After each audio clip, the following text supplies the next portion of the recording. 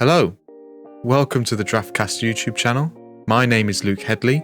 Today I'm going to introduce you to all our managers.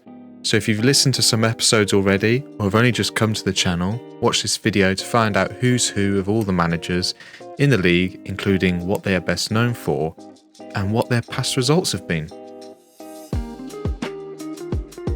Please remember to subscribe and like the video, it really helps us out a lot. We also have a merch store, the link can be found in the description below. Before the video begins, I requested a pose from each of the managers for this video, but gave them no direction on what pose to do. So be prepared for some interesting poses, and as a little bonus, everyone's avatars are being revealed today, so comment down below who your favourite avatar is once you've seen them all. I won't be mentioning all the stats for each manager, so feel free to pause the video if you missed any before I move on to the next manager.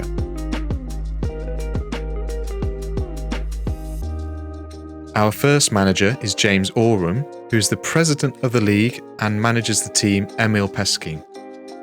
He's managed for 3 seasons and was runner-up in the very first season.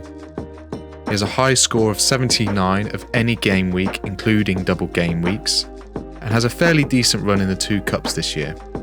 The theme of his avatar is a self-proclaimed dictator, which is a running joke within the group, but I won't say any more on that.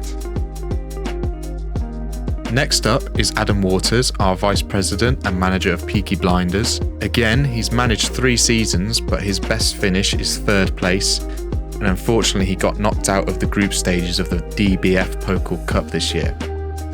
But he is best known for providing us with godly stats and keeps a running commentary for every game, so everybody in the group is up to date when they score points live during a game week.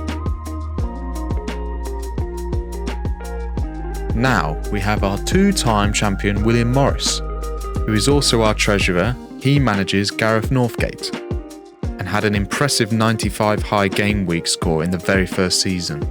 He has made it through to the semi-finals of the DBF Pokal Cup and is awaiting the semi-final draw to find out how much further he can get. This season, he's probably most famous for a trade with one other manager for a very influential player this season. In fact, the best player this season in terms of total points, but gave away pretty much nothing for him in return. So he had a very controversial trade, shall we say. Our next manager is Toni Araujo, who is another 3-time season manager. His best league position is 4th, and his best cup finish has been the semi-finals of the El Presidente Cup.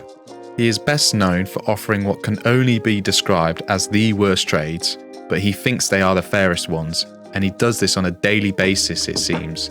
So I think a lot of managers have been worn out by the pure number and the fact they don't appeal to anyone. The 5th manager on this list is Tom Rowe, manager for Team Rowe. He is our only Centurion with the highest game week score of 103. His best league finish is 5th place, but as the current leader, he is well placed to win his first season. He's best known for having a moneyball managing style and also successfully predicting his rise to 1st place. This next manager is well known as Bear amongst the league, with a 3rd place under his belt and the first winner of the El Presidente Cup. Lawrence Hodgkins, the manager of Chicken Tikka Mo Salah, has quickly become a one to watch within this league. And I have to say that losing by a single point in the El Presidente Cup final was very, very annoying, but great for spectators. Where to begin with Luke Headley, manager of Expected to Lose. He is well known for the creation of the DraftCast and in his first season managed 6th place in the league. This season, he's been in the top positions of the league for the majority of the time, and everybody is waiting to find out if he can maintain that position and win himself a medal this year, in what would be an impressive feat considering his limited football knowledge. He is also through to the semi-finals of the DBF Pokal Cup and awaiting his draw, so maybe cup tournaments are better suited to his managing style. Only time will tell. Jack Farving, manager for Roque Santa Nudes, the enforcer of league rules, and self-proclaimed to win the 2020/2021 season. He finished second in his first season as a manager, no small feat. A lot of pressure is on Jack to match or better that performance, not only from other managers, but also himself. As the enforcer, Jack decides if someone has broken one of the league's rules or exhibited unsportsmanlike conduct, and what their punishment will be at any of the live events held during the summer or winter meetups. So usually a drinking-related punishment. On to our latest additions to the league. Richard Price manages Bruno Fernandes, which is ironic because he drafted Bruno Fernandes and then proceeded to trade him away for what now appears as peanuts in comparison. However, he has regained some kudos amongst the other managers for knocking the league leader out of the DBF Pokal Cup. He is also the fantastic artist behind all of the manager avatars you have seen in previous podcasts and this video. The 10th manager of the 2020/2021 season is George Keeley, manager for Ajax Dresden. George has struggled this season, spending a lot of time at the lower end of the league table. However, a late surge has propelled him into the top 4. Everyone is looking on in interest to see how he finishes his very first season.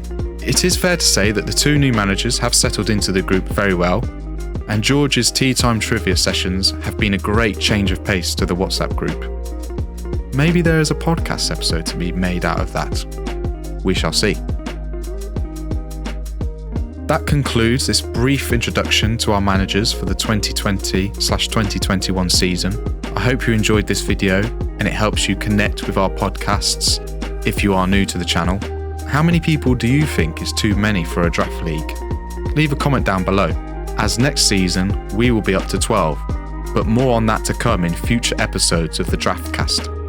For now, please subscribe and like this video if you enjoyed everyone's poses.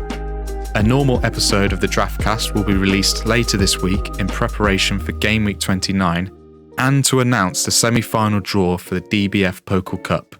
All there is left to say is remember, draft is life. See you soon.